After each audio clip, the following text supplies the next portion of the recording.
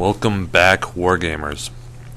So recently I ran across a new technique for dealing with chainmail on figures that I hadn't seen before, and it has really sped up my painting for any time you run across any chainmail figures. So any Roman forces or Dark Age forces, this technique is great to just fly through your troops. Along with painting faces, I've always struggled with painting chainmail.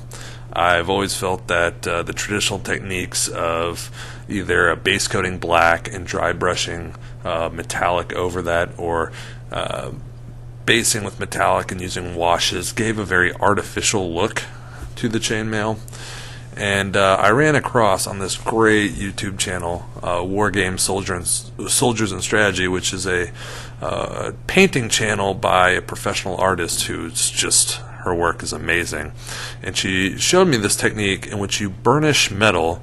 You take a sharp implement and you take it to a lead figure, and you basically use it to scrape away at the top levels at this chainmail, and then you put washes over it to give it this really authentic chainmail look. It looks like it's really a piece of armor, and it gives it a depth because when you base coat a chainmail figure, even with a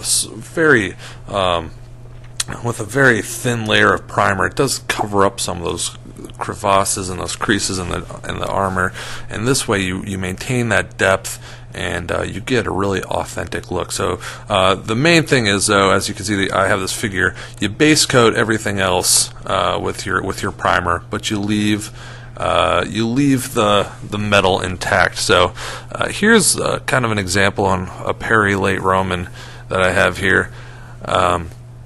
Here's an example of my old technique, the technique where I would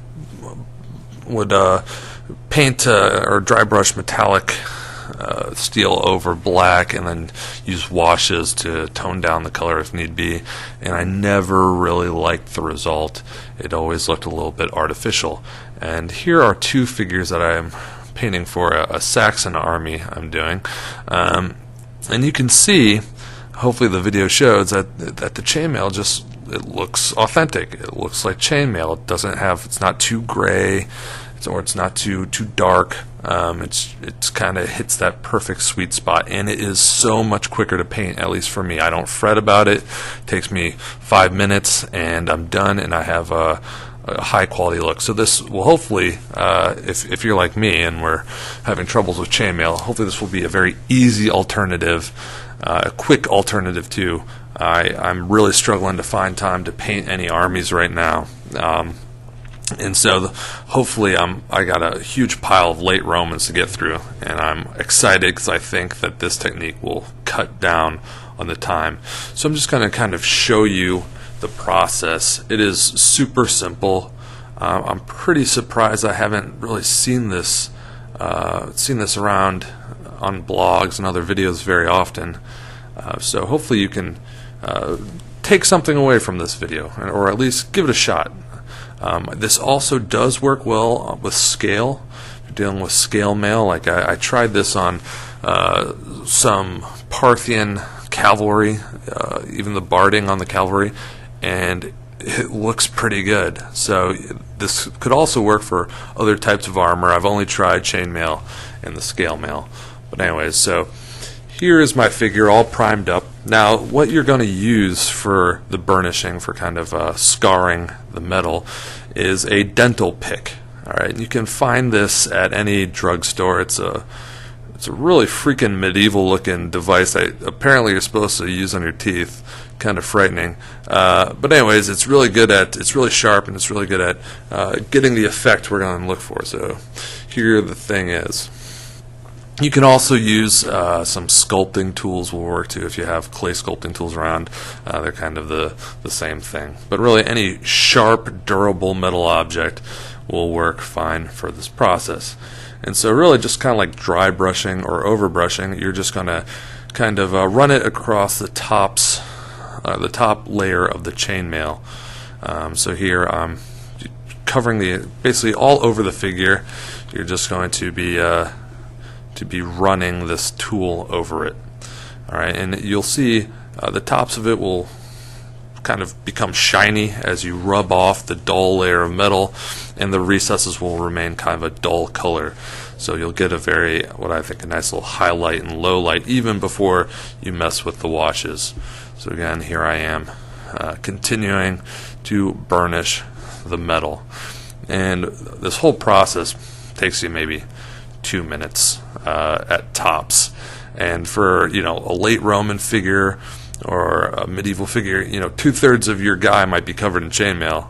That's like, your figure is pretty close to done after just doing this, at least the armor portion, after just doing this one little technique. So after I've covered the character, burnished all of the chainmail, next it's time to put on some washes. So first I just do a nice black wash. I use just a big tub of Vallejo black wash here. Then I liberally put it over every part of the chainmail. Alright, so I don't skimp on it at all. You can't really put too much of this stuff on. We're going to go back and after we're done washing and burnish over the parts that light will be hitting to give you a really high highlight. So go over it completely with black, and you'll really start to see, like, wow, this actually looks like chainmail. This actually looks like real armor, and I love the effect. And then after you're done putting on this black, I kind of like a kind of a warmer look, a worn look to my chainmail, like the guy's been sitting in it for a while, and he might have, there might be some sweat and dirt in it from battle.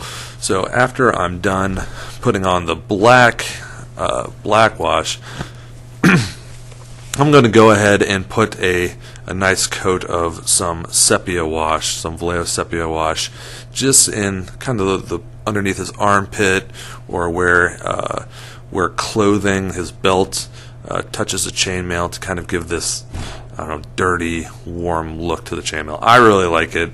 Some other people might, so you can just kind of skip this step if you do not wish to have this more dirty kind of chainmail. So now that I'm done with all my washes, I'm going to use my dental pick one more time to highlight the areas of the chainmail that I know are going to be attracting a lot of light. So first off, I'm just going to go to his the chainmail above his knee that's jutting out there. I know that that's going to attract some light, so I'm going to burnish that. And then obviously his shoulders, which you can see in the camera, are attracting a lot of light. I'm going to go over that again to expose the metal, make it very shiny there. And then on his backside as well, we're going to highlight his shoulder area and the chainmail that's there jutting over his backside there. Alright, and that'll give it a nice, very dynamic look, very nice highlight to the figure. Alright, so here we are. Again, that maybe took 5 minutes, and I really like how this guy looks now. Alright, the camera doesn't really do it justice, but there's a nice contrast between the recesses that have the wash, and even just the regular kind of areas that were dulled by the wash, and then what I burnished. You have a nice low light, mid-tone, and a highlight there, and it looks real. So this is my new preferred method, and even if you like the look of the other traditional methods of painting chainmail, you might want to just give this a try, see if it's quicker, because at the end of the day we want to get figures on the table to play some games. So here's kind of a almost finished figure, and as you can see, this method blends really well with the way that you traditionally paint the rest of your figure. You can't even tell that's just bare metal. So anyways, I hope you enjoyed this.